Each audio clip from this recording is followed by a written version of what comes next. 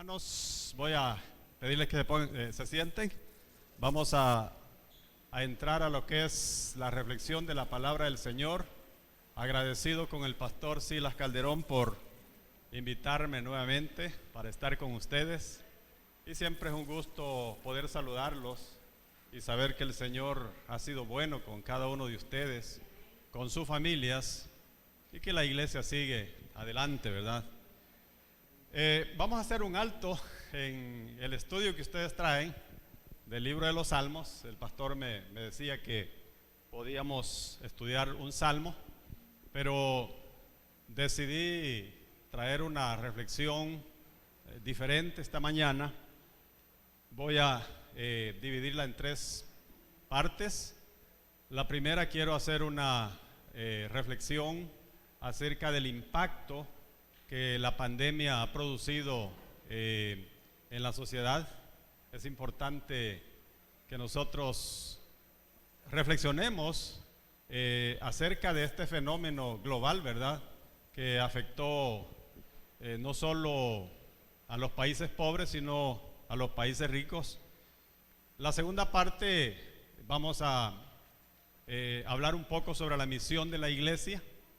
Y en tercer lugar, un poco referirme a lo que algunos teólogos han dicho que es la misión de la iglesia y que deberíamos estar enfocados en ello. Mi primer viaje que hice a Chicago, allá por 1991 creo yo que fue, todavía estaba la guerra. Y el pastor que me invitó, porque la iglesia donde se congrega mi familia estaba siendo pastoreada por un hermano salvadoreño que también tenía un programa, más bien era locutor en una radio del seminario Moody, y me invitó a una entrevista. Y recuerdo que una de las reflexiones que él hizo frente a lo que yo estaba explicando de la labor que yo hacía acá en el país, me dijo: o sea que ustedes, me dijo, predican un evangelio con cuerpo. Me quedó esa reflexión. ¿Qué significa eso? Predicar un evangelio con cuerpo. Y creo que tiene mucho que ver con la reflexión que vamos a ver esta mañana. En primer lugar,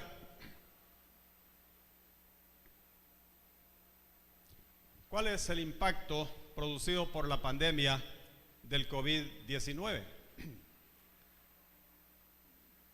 Esta pandemia, quizás lo más grave que nos provocó a los cristianos, es el hecho de haber cerrado los templos. Jamás en la historia de la iglesia del Señor, creo yo, hubo una época tan prolongada en la cual se tuvo que cerrar la mayoría de templos a nivel global. Fue interesante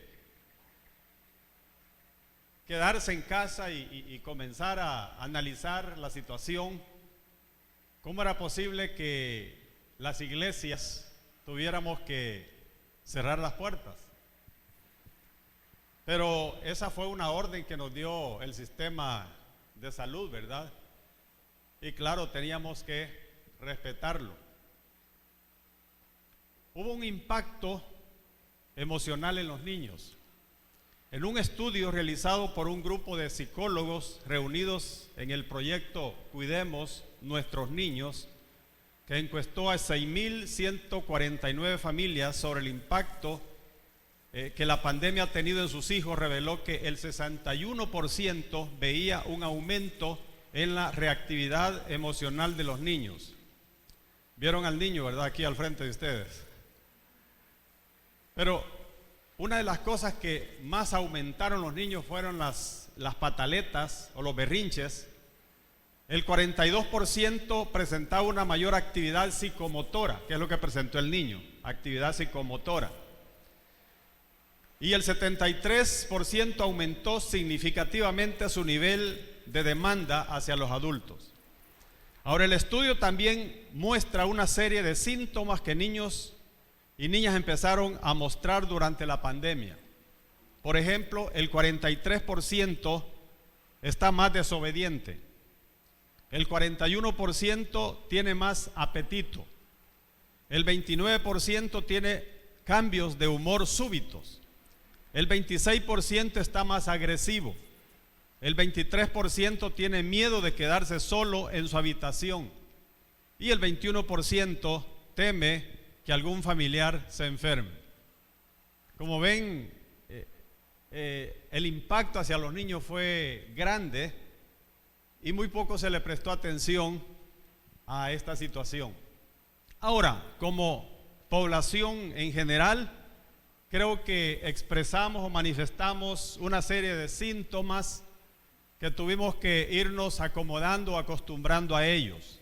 En primer lugar, la ansiedad, creo la mayoría la pudimos experimentar, el enojo, el estar encerrados tanto tiempo, ¿verdad? Y a veces en casas pequeñas y un clima tan sofocante, aumentó el nivel de enojo, la irritabilidad, la confusión mental, problemas para dormir también, agotamiento emocional,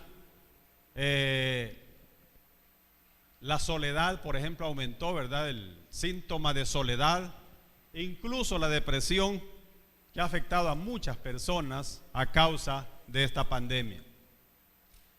Hubo también un impacto en la economía familiar que todavía la estamos sufriendo, la pérdida de empleos, el cierre de empresas que afectó al 60% de las familias de bajos ingresos en América Latina y el Caribe, frente al 20% de hogares con rentas superiores, según un informe por parte del BID. La pobreza y la desigualdad, explica el estudio, están incrementándose debido a la contingencia sanitaria, por lo que la región necesitará un enfoque multidimensional en el proceso de recuperación, con acciones tanto en materia política fiscal y monetaria como en el cambio climático.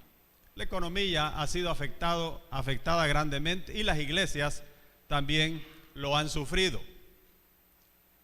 El impacto más a nivel de la familia en términos sociales. En muchos países de América Latina se registró un aumento de embarazos de niñas y adolescentes que en algunos países ya se puede considerar como otra epidemia. El Salvador es uno de ellos, en donde el problema de los embarazos en niñas y adolescentes es grave, es una epidemia en realidad. Asimismo, se incrementó el número de casos de violencia contra los niños y niñas, sobre todo en cuanto al abuso sexual. Pero un fenómeno, un problema grande que aumentó, se incrementó durante la pandemia, es el abuso sexual a través de los medios virtuales, es decir, a través de la tecnología. Los depredadores están al acecho esperando que una niña caiga en la trampa. Y sus herramientas más comunes son el Facebook, Instagram, WhatsApp y otras redes sociales. Este ha sido un fenómeno sumamente delicado, muy grave, que se ha presentado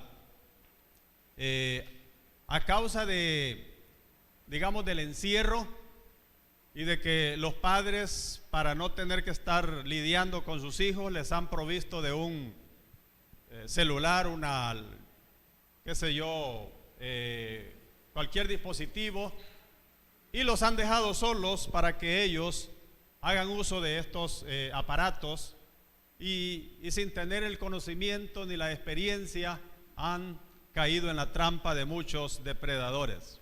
Ahora, ¿cuál es el impacto en la vida espiritual de las iglesias? Bueno, en primer lugar, los locales de las iglesias estuvieron cerrados. En algunos casos fueron 6 meses. otros creo que más, ¿verdad? Algunos no se atrevieron a abrir la iglesia ya ahí por el mes de septiembre, octubre, sino que se llegaron hasta diciembre quizás. Pero ese fue el problema mayor que tuvimos las iglesias. Los planes de trabajo de las iglesias quedaron truncados. No pudimos desarrollarlos. Las ofrendas disminuyeron hasta en un 100%. Hubo pastores que no recibieron salario durante todo ese tiempo.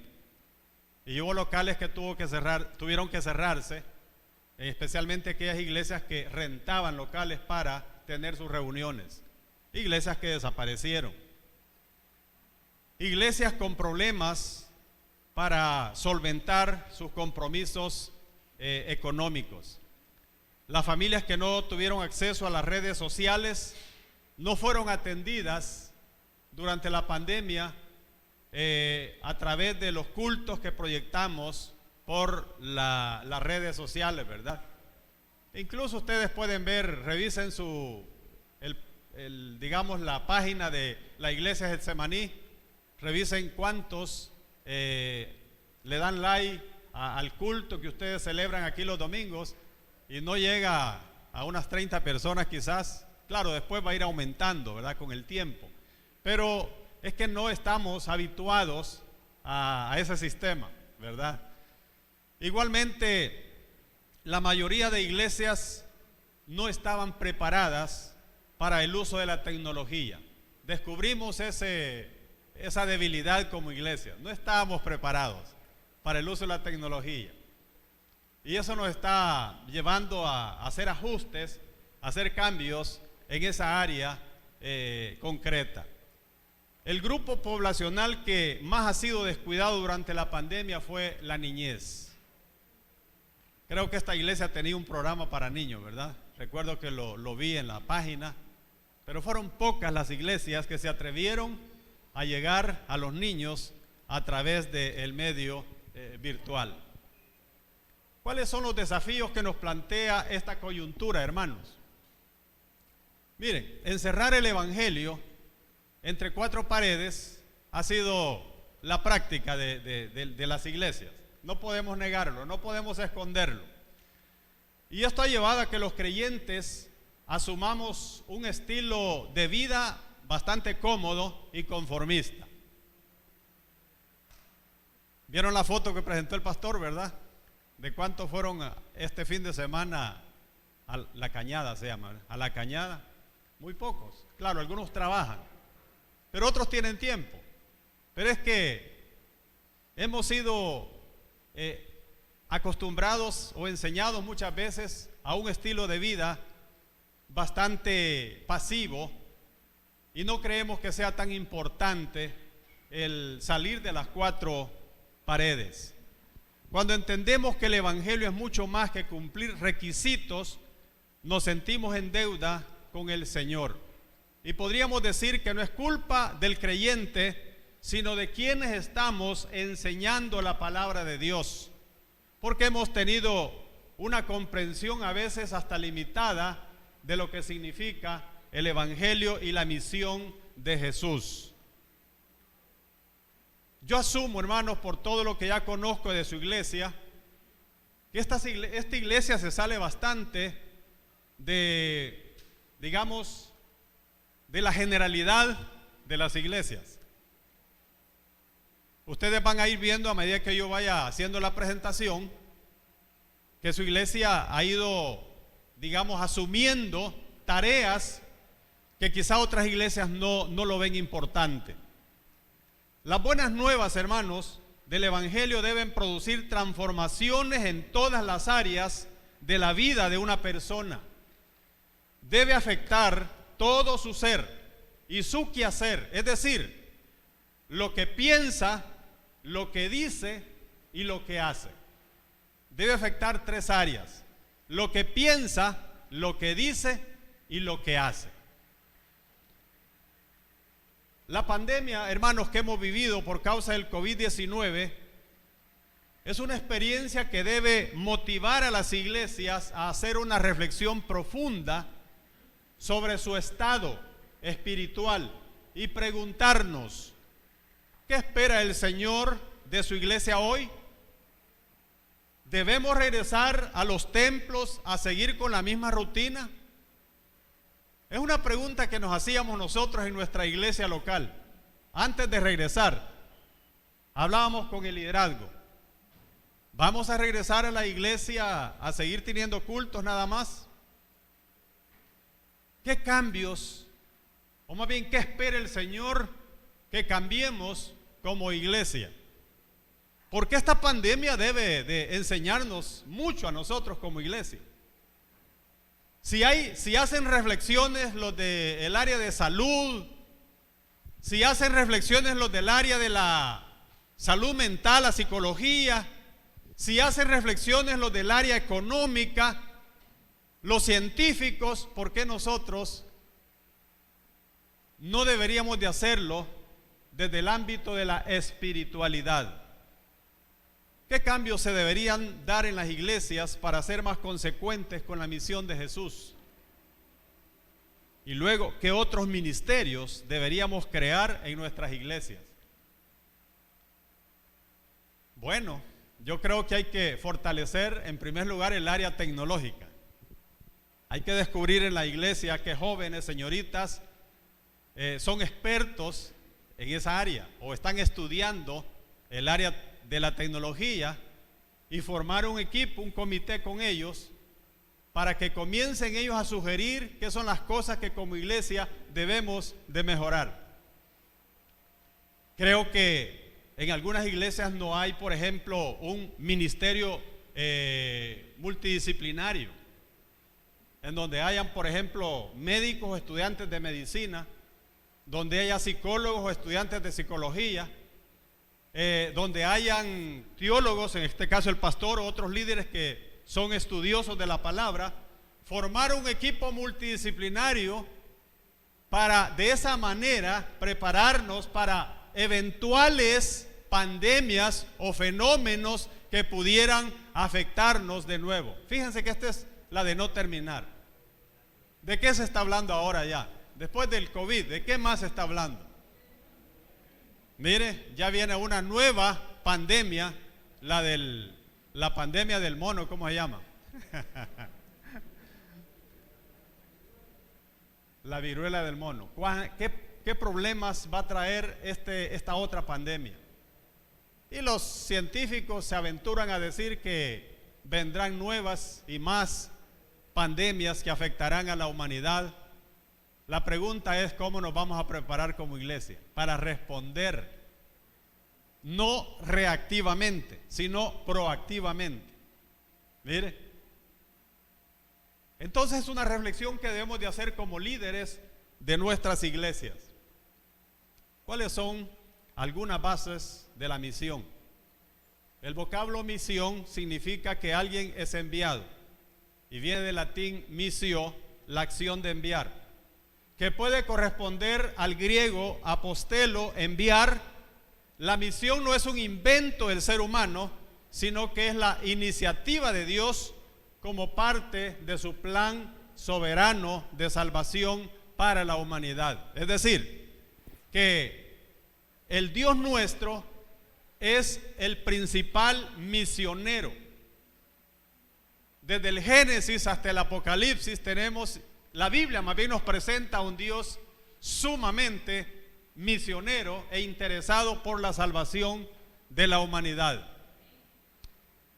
Según la teología, al abrir la Biblia se nos presenta a ese Dios misionero, el Dios trino, Dios Padre, Dios Hijo, Dios Espíritu Santo, hacen y han hecho labores misioneras en favor de la humanidad. Ahora, ¿cuál es el principal o cuál es el fin principal de la misión de Dios? Es la autorrevelación de su gloria. Ese es su gran propósito u objetivo. Ahora, Dios Padre le delega a Jesús una misión que realizar en la tierra. Y en Lucas 4, 16 al 21, encontramos esta porción de la Escritura que algunos han dado en llamarle la agenda misionera de Jesús. Dice, fue a Nazaret, donde se había criado, y un sábado entró en la sinagoga como era su costumbre. Se levantó para hacer la lectura y le entregaron el libro del profeta Isaías.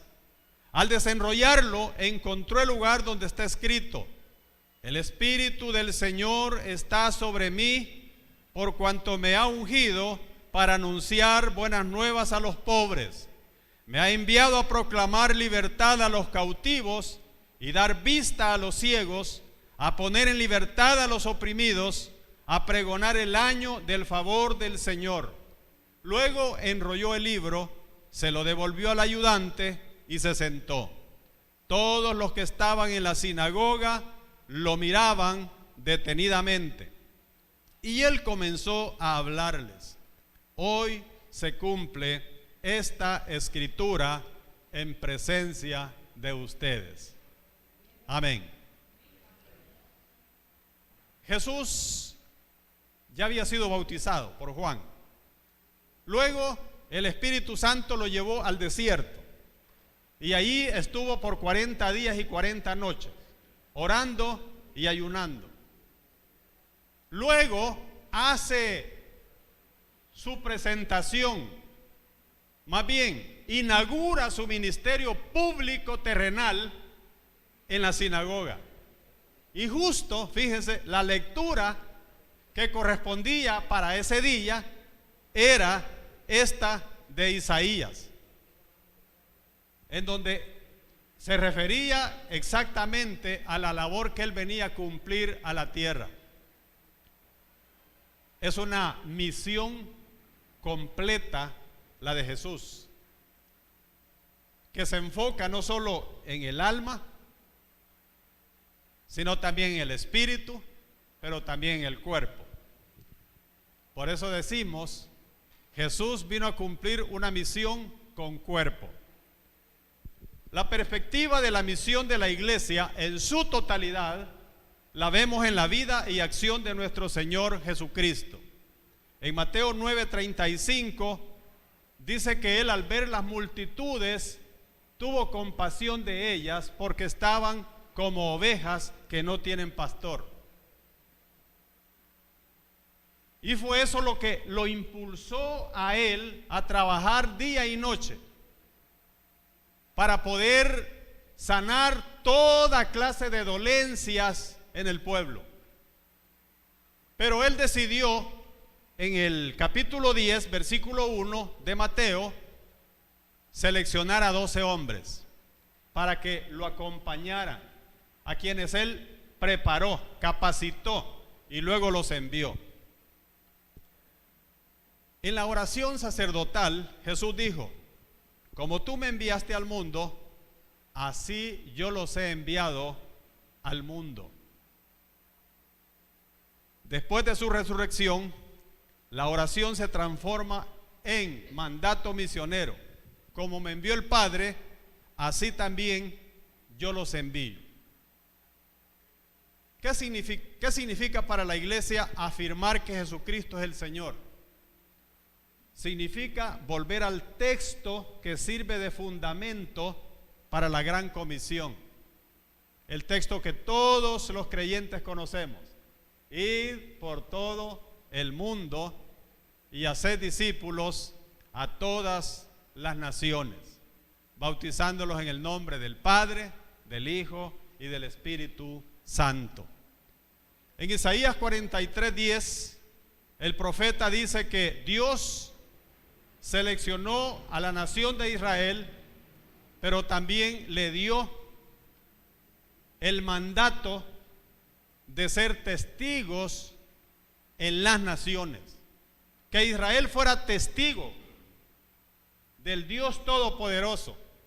Sin embargo, la nación fue desobediente. En Hechos capítulo 1 versículo 8, Jesús les dice a sus discípulos: vosotros sois mis testigos. Más bien, y me seréis testigos en Jerusalén, en Judea, en Samaria y hasta lo último de la tierra. lo que le pidió a la nación de Israel que fuera, no lo cumplieron. Testigos. Ahora a nosotros se nos ha delegado esa tremenda responsabilidad, ser testigos de Cristo. ¿Cómo entendió la misión la iglesia primitiva o la iglesia del primer siglo, la iglesia de Jerusalén? La iglesia primitiva nunca usó el término misión integral. Sin embargo, practicaron todas las dimensiones que incluye la misión de la iglesia. Primero, evangelizaban. Luego, tenían comunión unos con otros. En tercer lugar, adoraban a Dios. En cuarto lugar, eran edificados con la palabra de Dios. Y en quinto lugar, servían con sus bienes a los necesitados. Y me encanta el versículo 35 del capítulo 4 de Hechos. Así que no había entre ellos ningún necesitado, porque todos los que poseían heredades o casas las vendían y traían el precio de lo vendido. Qué ejemplo, hermanos, el que nos dejó esta iglesia. Fíjense que ahora todavía en algunas iglesias se sigue discutiendo si el diezmo es bíblico o no. Y dicen, bueno, el diezmo es para el Antiguo Testamento. Y pastores que lo enseñan así también. Pero cuando uno estudia y entiende el Evangelio de Jesucristo y las demandas de este, se da cuenta que Jesús ahora no pide solo el diezmo, sino pide todo lo que somos. Todo lo que somos. Es decir, si yo doy el diezmo, es lo mínimo, fíjense, es lo mínimo que debería de dar, lo mínimo. Pero si puedo dar más, gloria a Dios. Gloria a Dios. Ustedes han leído la historia de este señor de apellido Colgate, ¿verdad? Búsquenla en internet. Colgate. Este señor comenzó haciendo eso, dando el 10%. Pero él vio que los ingresos aumentaban, dio el 20%. Y así fue subiendo, hasta que llegó al 90% y solo vivía con el 10%. Es un testimonio y un hombre sumamente millonario. Dice que esta iglesia del primer siglo atendían las viudas en sus necesidades básicas. Tenían un ministerio establecido para atender a las viudas. Ahora, ¿en qué consiste, hermanos, la misión integral? La misión integral de la iglesia tiene que ver con áreas específicas del ministerio, que son la proclamación del evangelio, que es lo que hace la iglesia Getsemaní, al llevar el evangelio a La Cañada y a tantos otros lugares. Es la vivencia de una verdadera comunión. Los he visto a ustedes que después del culto se quedan por ahí comprando, comiendo, platicando, riéndose, contando chistes, invitándose a sus casas o invitándose a comer unos con otros. Eso es comunión. Pero hay iglesias que no se conocen los hermanos, no se conocen. Llegan y como llegan se van. No sé si les he contado esta historia de una familia que era de nuestra iglesia y por alguna razón decidieron moverse a otra iglesia, siempre en la misión centroamericana, una iglesia grande del país, y se fueron a esa iglesia. A los días que nos vimos con ellos, les dije, ¿y qué tal están en la iglesia? Me dijeron, bueno, me dijeron, en esa iglesia hay que llevar, me dijeron, chumpa, hay que llevar suéter, me dijo. ¿Por qué? Que tienen buen aire acondicionado. No, y tienen ventiladores. No, me dijo. Cuando dice el hermano que está dirigiendo, salúdense, hermanos, todos se saludan menos a ellos. Están en la banca, solo entre ellos se saludan porque los demás no los saludan. Lo que me dijo es una iglesia fría, no hay comunión. Pero también esta era una iglesia que practicaba una adoración profunda a Dios. Y también la columna vertebral de la iglesia era el discipulado, algo que se ha descuidado en muchas iglesias, desafortunadamente. Cuando yo era un jovencito, hace muchos años, fíjense que yo era miembro de la iglesia Esmirna en Potrero Sula. Llegó un grupo de jóvenes de Nazaret y nos llevó un programa de discipulado. El programa se llamaba Pámpanos y decidimos nosotros aplicarlo. Y fue impresionante, hermanos, lo que Dios hizo a través de ese programa de discipulado. Llegamos a tener más de 100 jóvenes, una iglesia de zona rural, y jóvenes con mucho compromiso.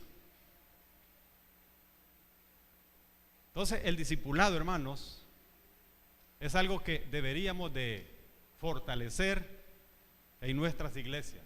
Pero en quinto lugar, el servicio social, para aliviar las múltiples necesidades de los empobrecidos. Dice John Stott, la iglesia que practica la misión integral es aquella que aprende de la palabra de Dios, practica la coinonía, comunión, adora, evangeliza y practica la acción social. ¿Saben quién era John Stott? Él ya está en la presencia del Señor. Él fue conserje de la reina Isabel en Inglaterra. ¿Se imaginan ustedes los ingresos que tenía? Él decidió no casarse, se quedó soltero. Dice, para servirle mejor al Señor. Jóvenes, ojo, oído. Claro, si no tienen el don de continencia, pues no lo hagan. Además, este teólogo decidió vivir en un apartamento de segunda, vestirse con ropa de segunda. Y como fue un escritor extraordinario, escribió 40 libros. De las regalías que le llegaban por la venta de sus libros, decidió crear una fundación, la Fundación John Stott, para ayudar a pastores pobres en diferentes países del mundo. O sea, lo que él está hablando, lo está practicando. Dice Valdir Estevernagel, un teólogo brasileño, la misión integral implica tomar en serio el encargo de Jesucristo de proclamar todo el evangelio, incluyendo sus implicaciones espirituales, físicas, sociopolíticas. Y agrega que la iglesia tiene un llamado a la adoración, evangelización y la responsabilidad social. Un teólogo muy conocido por nosotros, que también ya el Señor lo llamó a su presencia, el doctor Emilio Antonio Núñez, dijo: todo el consejo de Dios y la manifestación de su reino se nos ha dado a conocer por medio del evangelio. Se trata del evangelio revelado en la palabra de Dios, la cual es el fundamento y punto de partida para la vida, teología y misión de la iglesia. La fidelidad de la iglesia a los propósitos de Dios demanda una hermenéutica contextual que permita comunicar fielmente el evangelio en diálogo abierto con la cultura. La iglesia debe cumplir con su misión de anunciar salvación integral a la totalidad del ser humano en la realidad que está arraigada. Y él mismo dijo, la misión de la iglesia consiste en que ella se haga presente en el mundo como la comunidad del reino de Dios, para comunicar el evangelio por palabra, obra y en el poder del Espíritu Santo, en pro de la salvación integral del ser humano, por medio de Jesucristo, a fin de que Él sea glorificado. Entonces, hermanos, La misión integral incluye todas las cosas que la Iglesia de Dios continúa siendo y haciendo en el mundo. Y debe estar enraizada en el carácter y el propósito de Dios, su fuente y sustentador. La misión de la Iglesia incluye estas tareas básicas autorizadas: adoración, evangelización, discipulado, compañerismo, mayordomía, servicio y una vocación por la justicia social. También dijo el teólogo John Stott: cierto es que al Evangelio le falta visibilidad si nos limitamos solo a predicarlo. Esa es una parte. Y falta credibilidad si los que lo predicamos solo mostramos interés en el alma y no nos preocupamos por el bienestar corporal de la gente, ni por sus circunstancias o su situación comunitaria. Entonces la iglesia tiene esa gran responsabilidad de al alcanzar una persona, una familia. No solo le damos la palabra, también nos vamos a preocupar por las otras áreas de sus vidas, las otras necesidades que ellos puedan estar presentando. Y ya para ir terminando, otro teólogo que tuvo un ministerio impresionante, un teólogo puertorriqueño, Orlando Costas, dijo: el contenido de un evangelio sin demandas en términos de justicia, paz y equidad evoca a un Jesús que apacigua la conciencia, con una cruz que no causa tropiezo, un reino ubicado en el más allá, un espíritu privatizado, un Dios de bolsillo, una Biblia espiritualizada y una iglesia escapista. Su meta es lograr una vida feliz, cómoda y exitosa, como lo hace la teología de la prosperidad, disponible a través del perdón de una pecaminosidad abstracta por medio de la fe en un Cristo ahistórico, es decir, un Cristo que no está interesado en la historia de la humanidad. Según Rick Warren, la iglesia necesita un crecimiento integral. Y él propone que una iglesia que practica la comunión crece en compañerismo. Qué bueno tener una iglesia, ¿verdad?, en donde uno encuentra verdaderos amigos y amigas y que uno quiere estar ahí con ellos, ¿sí? Ese es el ideal, hermanos. En segundo lugar, una iglesia que adora, dice, crece en fuerza. Claro, porque no es solo la alabanza, es también la oración, es el ayuno, es el retiro, son las ofrendas, los diezmos, todo eso es adoración. Eso nos da fortaleza. Una iglesia que proclama crece en número, claro. Vamos a alcanzar a otros para el reino de Dios. Una iglesia que discipula crece en profundidad, echa raíces y no será fácilmente llevado por cualquier viento de doctrina. Una iglesia que practica la responsabilidad social crece en testimonio. ¿Cómo vamos a ser reconocidos nosotros los cristianos? ¿Porque evangelizamos? ¿Porque oramos? ¿Porque cantamos? Más bien, porque servimos allá afuera. ¿Qué dijo Juan acerca de Jesús? Si se hubieran escrito todas las obras que él hizo, ¿qué dijo? Los libros no cabrían en el mundo. Ese es el testimonio de Jesús. ¿Por qué vamos a ser recordados nosotros como iglesia Getsemaní? Por las vigilias. Hay algunas iglesias que están siendo recordadas porque ponen las bocinas a todo dar, ¿verdad? La medianoche, la madrugada. No, que seamos recordados por ser una iglesia compasiva.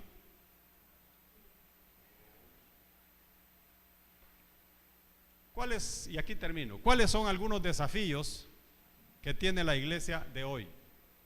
La iglesia debe reinventarse para responder a la nueva realidad que nos presentará la post-pandemia.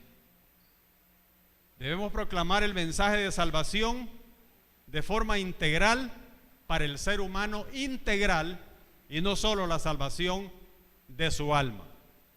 Somos seres tripartitos. Responder a las necesidades de los pobres, las viudas, huérfanos. Promover la justicia y defender los desvalidos que no tienen voz. Y promover la pacificación en medio de un contexto de violencia. Hermanos, cada uno como miembro de esta congregación tiene un rol que cumplir. Y la suma de todos esos roles hace la misión de la iglesia. No es solo la tarea del pastor, del consistorio, sino de cada miembro. Que el Señor nos ayude, hermanos, para poder llevar adelante esa misión. Hermano.